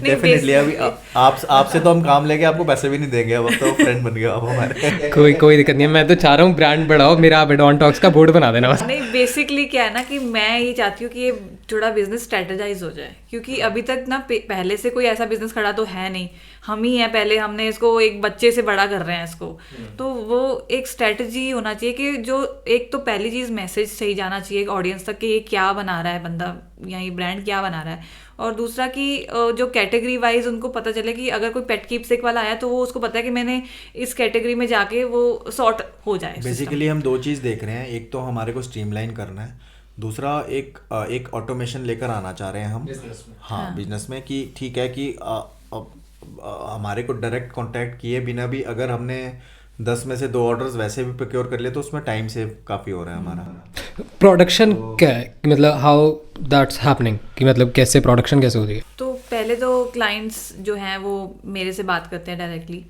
तो क्योंकि कस्टमाइजेशन होती है तो मुझे थोड़ा सा करना पड़ता है, तो वो सब जब हो जाती है ऑर्डर देन प्लेस होता है, और उसके बाद हम मेटल जो है पहले मेटल का सब कुछ होता है, फिर उसके बाद जब से क्लाइंट का डीएनए हमारे पास आता है तो हम उसको प्रिजर्व करते हैं, वो भी थोड़े 2-3 दिन का टाइम उसमें भी लगता है। उसके बाद फिर हमारे जो कारीगर हैं, हमारे जो वर्कर्स हमारे लिए काम करते हैं, वो फिर मेटल वर्क में काम करते हैं, क्योंकि कस्टमाइज ज्वेलरी है, कई बार न्यू डिज़ाइन है, कई बार ओल्ड डिज़ाइन है, तो वो बनाते हैं पूरा प्रॉपर उस ऐसा तरीके के बनाते हैं कि उसके अंदर हम ब्रेस्ट मिल्क फिल कर सकते हैं, या कोई आर्टिस्टिक वर्क करना है तो वो हो जाएगा। वो बनने के बाद वो जब ज्वेलरी बन के आती है और उस by that time breast milk या कोई भी डीएनए वो प्रिजर्व हो जाता है हमारा उस टाइम में। उसके बाद फिर वो आती है बन के, देन उसमें हम अपना ब्रेस्ट मिल्क डालते हैं या फिर कोई आर्टिस्टिक वर्क होता है वो सब करते हैं, तो वो सब 1 महीने से 1.5 महीने का टाइम लग जाता है। उसके बाद फिर वो ज्वेलरी, हाँ मतलब उसके साथ बहुत सारे प्रोडक्ट साथ में वो तो आई समझ गया, बट क्या इसकी भी क्या कैपेसिटी है कि मतलब कि बहुत सारे चल रहे हैं बट वो बहुत कितना कि आप लोग 20 बना सकते हैं, 30 बना सकते हैं, और ये स्केलेबल है? हाँ, स्केलेबल तब है जब एक ही टाइप का SKU है, इसी को हम कि लाइक आपने 5 डिज़ाइन दे दिए, अब आपने बोला कि इन 5 डिज़ाइन में ऐसे दांत लग सकते हैं, इन 5 में ऐसे बाल लग सकते हैं, अब आप चूज कर लो कि कौन सा आपको चाहिए। वो वाली कैटेगरी जो होगी ना, वो कुछ SKU पे हम करेंगे जो हमारे बेस्ट सेलर्स हैं। आई गेस यही ज़रूरी है, हाँ, बड़ा करना है। क्यों जैसे हॉस्पिटल में भी अगर जाएंगे तो हम लोग एक ही तरीके का पेंडेंट उनको देंगे कि आप सब क्लाइंट को यही दोगे। जैसे कि हमारा best selling design happy feets है, जैसे बेबी का एंट्री होता है तो फीट लगाते हैं ना, उसी टाइप का हमने पेंडेंट बनाया है, या रिंग बनाई है, तो रिंग का थोड़ा साइज का इशू होता है बट पेंडेंट डिज़ाइनिंग वगैरह सब आपने सोचे? हाँ, सब मैंने सोचे तो वो सब, और मेरे इंटरनेशनल आर्टिस्ट जितने भी हैं सबसे मेरी बहुत अच्छी ट्यूनिंग है, उनके साथ बातचीत भी होती है, हम डिज़ाइन डिस्कशन भी करते हैं, तो उनके साथ मिलके भी मैंने काफ़ी डिज़ाइंस बनाए हैं। तो और स्टैंडर्ड्स जो उनके हैं उनको इंडिया में ला रही हूँ, और अगर आप देखोगे कि मेरा जो रॉ मटेरियल है जो मैं यूज़ करती हूँ वो भी FDA अप्रूव्ड है, और इंडिया से कुछ नहीं है, सब मैं US से मंगवाती हूँ। तो वो क्योंकि वो FDA अप्रूव्ड होना चाहिए, इंडिया में कोई भी रेजिन भी अगर लोगे ना तो FDA अप्रूव्ड नहीं मिलता एक्चुअली में, और रेजिन की ज्वेलरी पहनना भी बच्चे के लिए इजी नहीं है, मतलब सेफ़ नहीं है, क्योंकि वो कैंसर कॉजिंग होता है, तो इसीलिए मैंने रेजिन भी वो यूज़ किया जो FDA अप्रूव्ड हो और सेफेस्ट ऑफ सेफ रेजिन हो। तो इसलिए ये चीज़ें भी सारी मैटर करती हैं कि आपका प्राइस पॉइंट ज़्यादा है, तो लोगों को लगता है कि प्राइस इसका ज़्यादा उसका कम, बट क्वालिटीज़ भी देखना ज़रूरी है कि आपको क्या प्लस। अगर you are working with gold and इसमें तो फिर क्वालिटी मैटर करती है कि आई डोंट वांट कि मैं इतनी इंपॉर्टेंट चीज़ को एवरेज उसमें लगा रहा हूँ। यानी कि 20,000 का पेंडेंट है, अब उसमें 100 रुपये का रेजिन डाल के ख़त्म कर दो काम पे, वो तो वो कल को ही ख़राब हो जाएगा। तो वो चीज़ दोनों एंड से है प्राइस पॉइंट ऑफ व्यू से। प्लस उसमें एक जो मुझे फैक्टर एक लगता है कि क्यों आपको एक रॉ मटेरियल अच्छी क्वालिटी का यूज़ करना चाहिए, उसके पीछे सबसे बड़ा रीज़न ये है कि ये आप एक मेमोरी कीपसेक जो बना रहे हो ये सालों तक चलना है। अब आपने क्या कहते हैं मदर मिल्क को प्रिजर्व कर दिया, वो 6 महीने तक तो ठीक रहा, उसका ठीक चला, बट आपने प्रिजर्व अगर गलत रॉ मटेरियल के साथ करा है, उसको गलत प्रोसेस के साथ किया है, तो हो सकता है डीकलरेशन हो जाए उसकी, आगे चल के वो ज्वेलरी जो वाइट थी वो पीली दिख रही है आपको, राइट। तो उसको उसका प्रिजर्व करने का जो मेथड है वो हमारे पास सीक्रेट है, वो बता दो डाउन वो सीक्रेट है, वो वो तो बता भी दूंगी तब भी नहीं समझ पाओगे आप। वो तो तो वो तो पूरी साइंस है। हाँ वो एक सीक्रेट है वो। मैं मेरे को कुछ नहीं हो रहा, मेरे तो बिजनेस चल रहा है, बहुत सारे बैठे हैं जो समझने के लिए अरे लिखो नहीं बट पूरी प्योर साइंस यूज करते हैं हम, एक मेडिकल वो वाला। मुझे लगता है कि बहुत बारीक बहुत महीन चीज़ों का ध्यान रखा है हमने, कि पहले इसीलिए हमारे को ना इसको आगे तक लेके जाने में टाइम भी इसीलिए लगा, 1-1.5 साल हमने सबसे पहले तो ये रिसर्च करा कि कौन सा रॉ मटेरियल होना चाहिए, क्या प्रोसेस होना चाहिए, वो प्रोसेस ऑथेंटिकेटेड है, क्योंकि वो एक छोटे बच्चे से भी जुड़ा हुआ है और एक एनवायरनमेंट फ्रेंडली होना चाहिए। तो वो सब चीज़ों को ध्यान में रखते हुए फिर बाद में हम डिज़ाइनिंग पे आए, बाद में फिर हमने टीम एक्सपैंड करने का सोचा। तो बहुत करेंटली अभी कितने लोग काम करें?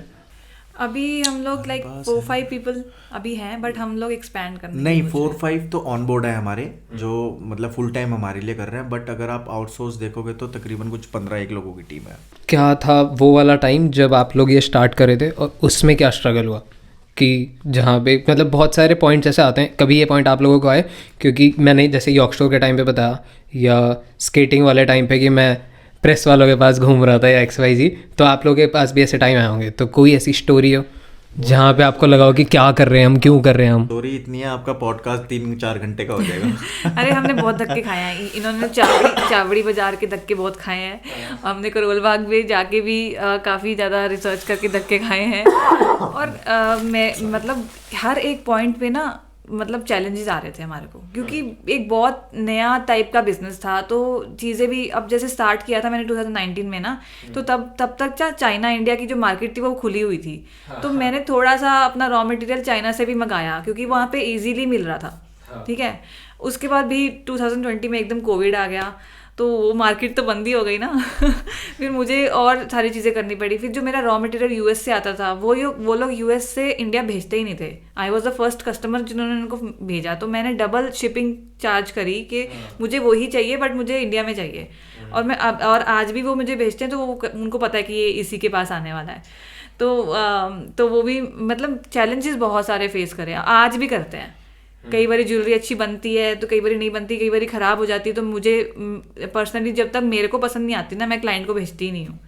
तो वो चीज़ मतलब एक एंटरप्रेन्योरशिप की जर्नी में आती है कि जो भी आप चीज़ बना रहे हो ना, वो ऐसी निकल के आए कि सामने वाला देखे अरे यही चीज़ चाहिए हमारे को। एक्चुअली इशू सबसे बड़ा चैलेंज हमारे साथ ये था कि we were new to this thing. Jewellery business आज तक हमने सुना ही था, बट खरीदी थी ज्वेलरी, बट कभी ये नहीं सोचा था कि उसको एक बनाने के प्रोसेस में हम लोग एंटर करेंगे। तो सारी चीज़ें नहीं थी, और जो हमारे को लग रहा था कि ठीक है कोई नोन है जो ऑलरेडी काम कर रहा है ज्वेलरी का, not a DNA jewellery but जो नॉर्मल ज्वेलरी होती है, जिनसे एक्सपेक्टेशन था कि ये लोग हमको एटलीस्ट कारीगर सजेस्ट कर देंगे या बता देंगे या कैसे रॉ गोल्ड खरीदा जाता है और उसको फिर कैसे मॉडिफाई करते हैं, उनमें से किसी ने हेल्प नहीं करी। अरे कोई भी नहीं करता, आपको खुद ही करनी पड़ती है। ट्रेड सीक्रेट कोई नहीं देगा आपको, कोई भी नहीं देता आपको, सारे कंपटीशन की तरफ से देखेंगे। कितना किलो, क्योंकि थोड़ा ज्वेलरी का आइडिया, तो एक महीने में कितना किलो का आपका प्रोडक्शन कॉस्ट होता है? किलो तो बहुत हो गया यार, किलो जिस दिन किलो खरीद लिया हमने तो उस दिन तो देखो सिल्वर और गोल्ड दोनों ही है, तो ग्राम्स में भी चल रहा है काम, बट हाँ ये काम जो है ना आगे चल के बढ़ने वाला है। वो तो ऑफकोर्स ही बात है, अब तो बढ़ेगा तो अब हम दूसरा पॉडकास्ट करेंगे जब आपकी 100 करोड़ की हमने नहीं, आपके मुंह में घी शक्कर बिल्कुल होगा नहीं बिल्कुल आगे आने वाले टाइम में ये अभी आज मैं शार्क टैंक आई हूँ ना, बहुत लोगों ने बोला ऐसा वैसा ही वैसा, लेकिन बहुत सारे लोग इसके बाद आने वाले हैं, ऑलरेडी आ भी चुके हैं, लेकिन ये था कि मुझे फर्स्ट मूवर एडवांटेज चाहिए था।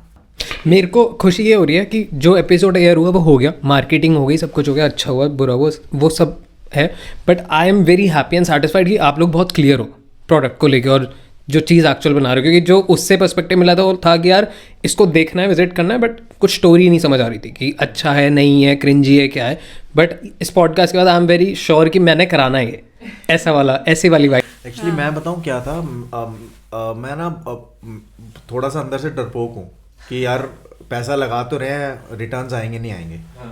तो मैं ना एक कहीं पे भी पैसा डालता हूँ ना, चाहे वो इन्वेस्टमेंट ही हो, मैं पहले रिसर्च करता हूँ अच्छे से, डरता हूँ, देखता हूँ सारे फैक्टर्स की कैसे रिकवरी होगी, क्या होगा, वो सब चीज़ें थी। मेरे को ना इसके बिजनेस से ना एक चीज़ समझ में ये आ गई कि अगर आप ऑनेस्टली, ईमानदारी से और एक अच्छा प्रोडक्ट दे रहे हो ना, डजेंट मैटर वो कितना महंगा है, हिंदुस्तान की जनता के पास बहुत पैसा है यार। आईफोन खरीद रहे हैं लोग, बहुत पैसा है। मैं सच्ची में, कोई अगर ये बोल रहा है ना नहीं बहुत महंगा, मैं नहीं बना सकूंगी या मेरे तो बजट में नहीं आ रहा, वो 6 दिन बाद दोबारा आती है, बोलते हैं ठीक है बना दो। तो हमारा चक्कर क्या है, वो जैसे हमारी माएँ करती हैं ना कि रेट दे के और चल पड़ती हैं, वापस से आवाज़ आएगी पीछे से। तो मैंने इसको ना ये चीज़ बोली है कि फर्म रहना, अपनी क्वालिटी मत कम कर गिरने देना। आप किसी के कहने पे कि मेरे को इस बजट में बना दो और आपको उसमें कॉम्प्रोमाइज़ करना पड़े अपने मेकिंग में, रॉ मटेरियल में, वो चीज़ मत करना। तो अगर आप उस ईमानदारी से चल रहे हो ना, तो 101% आप पीछे तो मुड़ के नहीं देखोगे, आपका काम चलेगा 100%। Exactly true. रोल्स रॉयस बना रहे हो आप लोग? ये उतना बड़ा तो नहीं, बट हाँ नहीं अभी बस आप देखते जाओ। विजन तो बड़ी है मेरी आपकी क्यों नहीं हो रही?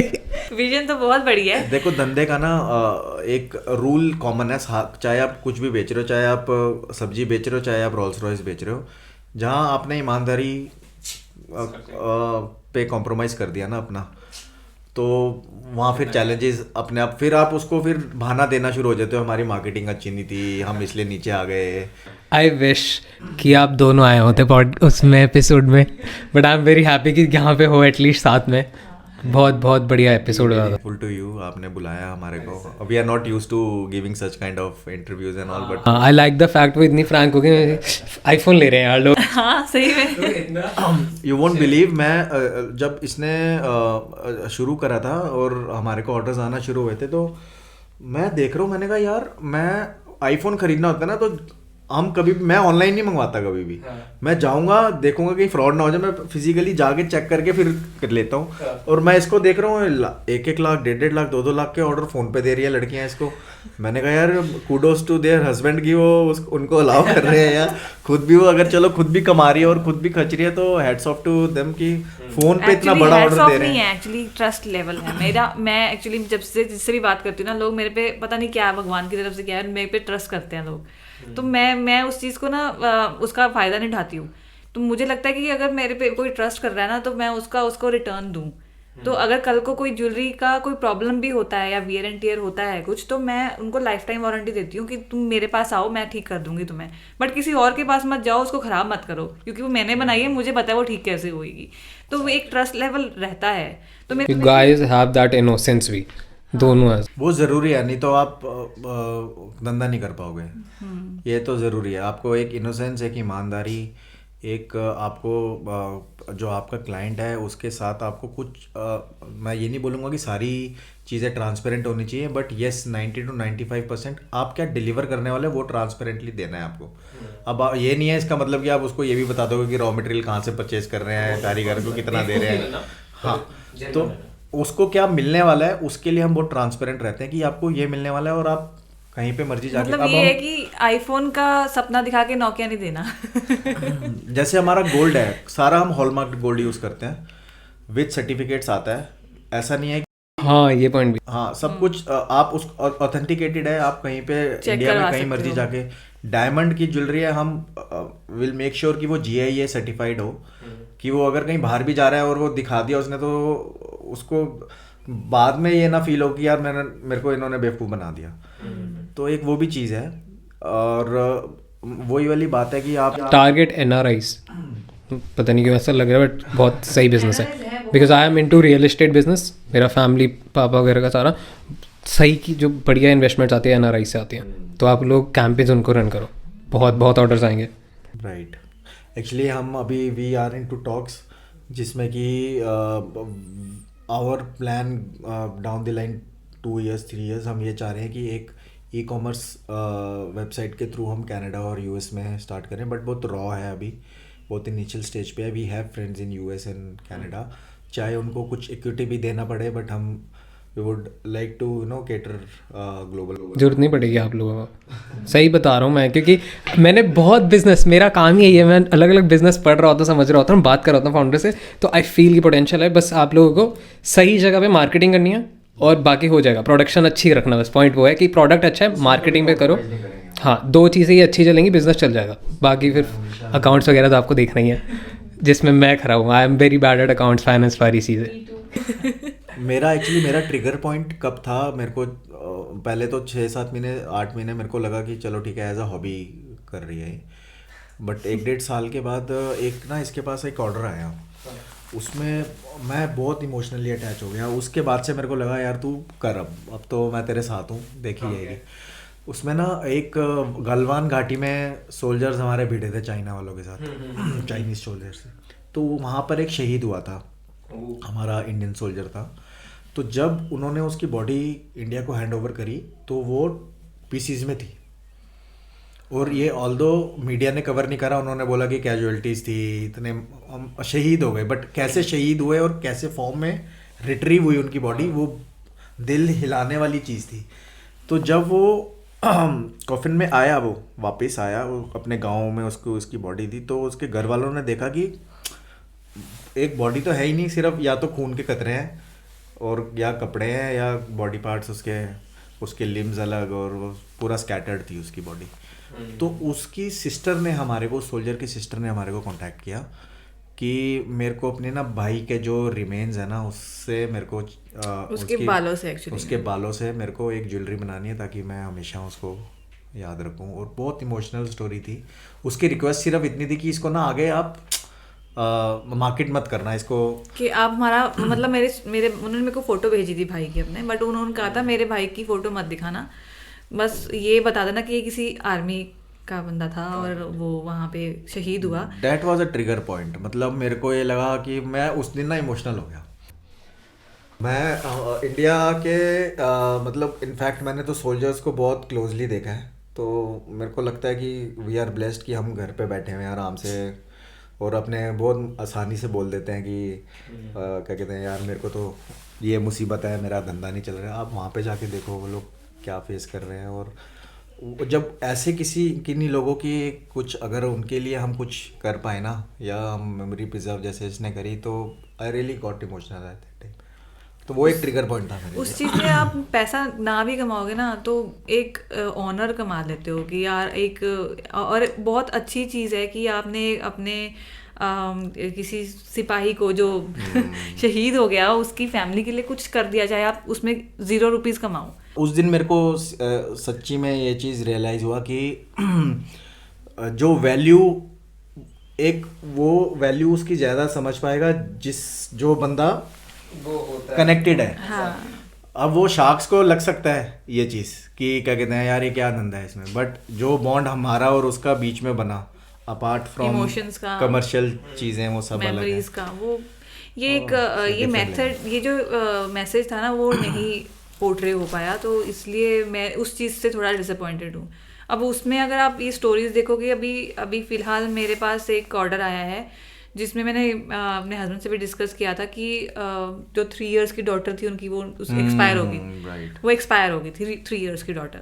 तो उसके कुछ बाल पड़े हुए हैं उनके पास, तो वो अपनी खुद की फ़ोटो का, मतलब मैं क्या करती हूँ, जो फ़ोटो मेरे को क्लाइंट देता है ना, मैं उस फ़ोटो को ही एज अ हेयर पोर्ट्रेट बनाती हूँ उसका. तो वो मेरे पास बाल आए हैं, और मतलब मैं जो उसको देख भी रही हूँ ना, तो मेरे को, क्योंकि बड़ा एज अ मदर, एक छोटी सी 3 years की बच्ची, अभी हुआ है उसका डेथ, अभी 3-4 months पहले ही हुआ है. तो उसने मतलब आखिरी बाल थे, पूरा ट्रस्ट करके कोई आपको भेज रहा है वो चीज़ कि ये आखिरी मेरी बेटी के बाल हैं जो नहीं है इस दुनिया में, और उसकी आप ज्वेलरी बना के दोगे, और वो उसके बाद जो उसका रिएक्शन होगा, वो चीज़, मतलब मुझे नहीं लगता कि मैं वो शार्क टैंक पे समझा सकती थी. तो ये मैसेज जो था ना वो कन्वे नहीं हो पाया एक्चुअली में। मेरा जो मैजिक ऑफ मेमोरीज है ना वो मैजिक कुछ और ही बन गया था तो ये चीज़ थोड़ी सी मेरे को डिसअपॉइंटिंग लगी है। बाकी तो आई एम रियली ग्रेटफुल कि वो हमारे लिए डिसअपॉइंटिंग है, बट अगर मैं शार्क्स की चेयर पे बैठा हूँ, देखो मेरे को किसी पे पैसा लगाना है तो मैं अपने देखो इमोशंस के साथ आप पैसा इन्वेस्ट करने निकलोगे ना तो आधे टाइम गलत डील कर आओगे, मुझे ऐसा लगता है। तो वो लोग अपनी जगह बिल्कुल ठीक हैं, बट हमारे को पॉजिटिव ये चीज़ लगी कि हमारे को लर्निंग्स बहुत मिली वहाँ से, and we are going to use those learnings, और आई एम श्योर कि we will do pretty well in future. 100% we are confident. Make me proud, make it on talks proud. Cool. अब now एक बार जल्दी से बता दो कि आपने कहा था कि बहुत ट्रॉल भी गया आपको इसके लिए, तो क्या क्या ट्रॉल हुआ जल्दी से बता दो एक बार, then will call someone special जो रीज़न है इस पूरी चीज़ का। अच्छा, ये जो ट्रोलिंग है ये तो सिर्फ उसी के लिए कि आप डीएनए से ज्वेलरी बना दो, कोई भी डीएनए हो रहा है तो उसमें आपने स्पर्म के लिए इतना वियर्ड फेस क्यों बनाया भाई? तो मैंने इसलिए बनाया क्योंकि ऐसा नहीं है कि वो एक बॉडी का फ्लूइड नहीं है या फिर वो थोड़ा यकी टाइप का है, ऐसा कुछ नहीं है। मतलब ये है कि उसको आपने ब्रेस्ट मिल्क के साथ कंपेयर क्यों किया? मेरा ये पॉइंट ऑफ व्यू था कि वो एक प्रीशियस चीज़ है ब्रेस्ट मिल्क, और वो एक नरिशमेंट देती है बेबी को, और उसका फाउंडेशन वहीं से शुरू होता है। जो बच्चा मदर्स का मिल्क नहीं लेता वो पूरी ज़िंदगी बीमार होता रहेगा। तो वो चीज़ को आप कंपेयर नहीं कर सकते। और वो जो मदर एंड बेबी का जो बॉन्ड वो होता है उस दौरान, वो एक स्पर्म के साथ कंपैरिजन करके आप उसकी बेइज्जती कर रहे थे। मुझे ऐसा लगा। तो ये ट्रोलिंग जो थी वो, क्योंकि उनको देखो पीछे से ही मैसेज गलत आया तो उनकी भी क्या ही गलती है, तो थोड़ा फन बना रहे हैं लोग तो चलता है। बट आई फील कि अगर ये फन नहीं बनता ना तो फिर एपिसोड इतना वो नहीं होता। मतलब आप देखो सबसे ज़्यादा वायरल पॉडकास्ट हमारा सिट 07 है, क्योंकि सबसे ज़्यादा सिट 07 के साथ ऐसा हुआ था। और to add few points to what she said right now, कि मैं ना अभी अशनीर का इंटरव्यू देख रहा था, कोई ले रहा था, सोशल इन्फ्लुएंसर था कोई, तो उन्होंने बोला सर आपने कैसे लिया ट्रोलिंग को, आपको ट्रोल भी करा है बहुत लोगों ने। तो बहुत अच्छी चीज़ बोली उन्होंने बोला कि पहले देखो we were not use to it, हम सेलिब्रिटी तो थे नहीं, हमें क्या पता था, वो तो टीवी आने के बाद टीवी में आए तो रातों रात सेलिब्रिटी बन गए। तो कहता पहले मैं क्या करता था, जो ट्रोलिंग मैसेजेस आते थे मैं खुद से रिप्लाई करता था उनको, तो वो तो they are looking for 2 minutes fame, 2 seconds fame, कि हाँ भैया ठीक है, वो उसका स्क्रीनशॉट फिर आगे अपने रील्स में वो करते थे। और तो मैंने भी इसको यही बोला, मैंने कहा ट्रोलिंग हो रही है ना, इग्नोर दैट। हाँ, कोई अच्छी चीज़ आपको लग रहा है कि उस ट्रोलिंग जो मैसेजेस आ रहे हैं, आपको लग रहा है आपके जवाब देने से कुछ चेंज आ जाएगा उसमें, या कुछ एक मैसेज आप दे सकते हो तो ठीक है, otherwise leave it, just ignore it. Hindustan में तो मैंने वही बोला है कि सारे अटेंशन सीकर होते हैं, और जेसीबी की खुदाई भी चल रही होती है तो 100 बंदा रुक के देखना शुरू हो जाता है कि वो कह रहा है। बहुत सारे सवाल अभी बाकी हैं, बट फिर 1 घंटा पार हो गया, तो लेट्स बात के लिए now we call the special guest. Hi Raghavi, welcome to Addon Talks. और ये लाइन में बहुत लोगों को बोलता हूँ, तो क्या करते हो आप?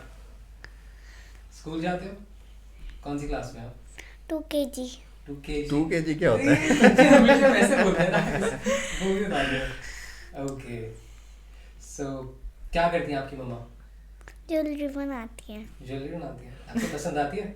बहुत। किसको रखेंगे मार्केटिंग में? ओके, एक बार ऑडियंस को बोल दो कि मम्मा को सब्सक्राइब करनी है, तो फिर मेरे को हो गया सब्सक्राइब। ऑडियंस को बोल दो कि मम्मा की ज्वेलरी ले ले और हमको भी सब्सक्राइब कर ले। बोलो नो, मम्मा को बोलो आप मम्मा की ज्वेलरी ले लो और आप इनको सब्सक्राइब कर लो। ये तो आपको बोलना आता है ना? आप मम्मा की ज्वेलरी ले लो और मम्मा को सब्सक्राइब कर दो। मम्मा को नहीं, एडॉन टॉक्स को। मम्मा की ज्वेलरी सब्सक्राइब कर दो।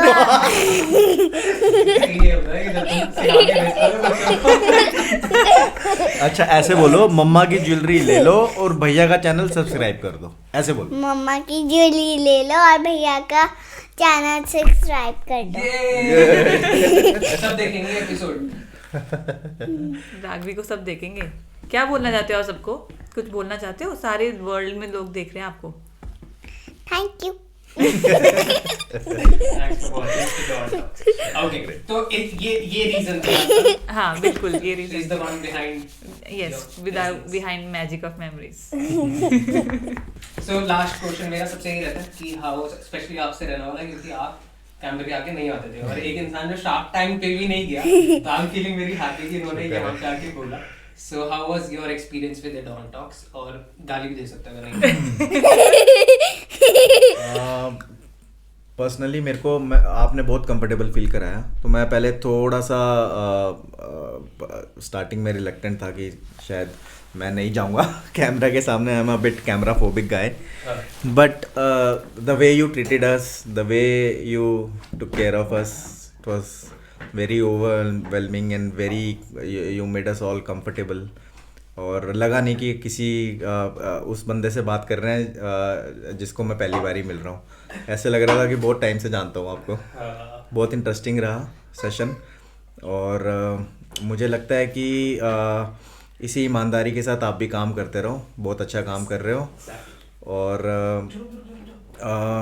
जैसे आप एंगेज करते हो सामने वाले को, वो इतना कंफर्टेबल होता है कि वो अंदर वाले राज भी उगल देता है कई बार।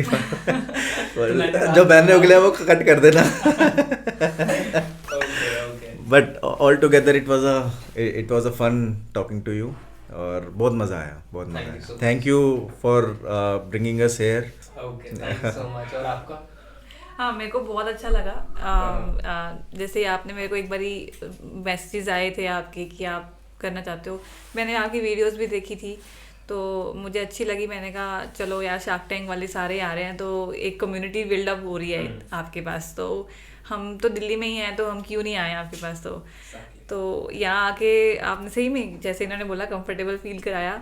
एंड सिंस आप भी एक एंटरप्रेन्योर ही हो, तो आपको पता है कि यार जर्नी कैसी है, तो फिर थोड़ा रिलेटेबल हो जाता है।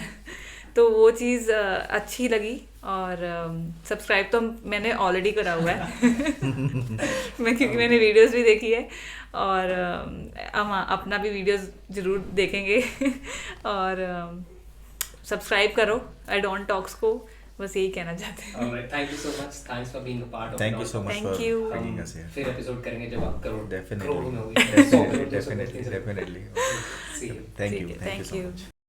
Thanks for watching this episode यहाँ तक। अगर आप ये आधे घंटे, 1 घंटे या जितना भी देर का ये एपिसोड है आप देख के यहाँ तक आए हैं, तो प्लीज़ हमारे को फीडबैक दो कि जिससे हम इम्प्रूव करें कि क्या इसमें ऑडियो की गलती थी, मैं गेस्ट को रोक रहा था, इंटरप्ट कर रहा था, या फिर कुछ भी XYZ जो आपको लगता है कि यार हम इम्प्रूव कर सकते हैं, क्योंकि आपने ही देखना है इवेंचुअली, लास्ट में आपने ही देखना है, ये आप ही के लिए बन रहा है।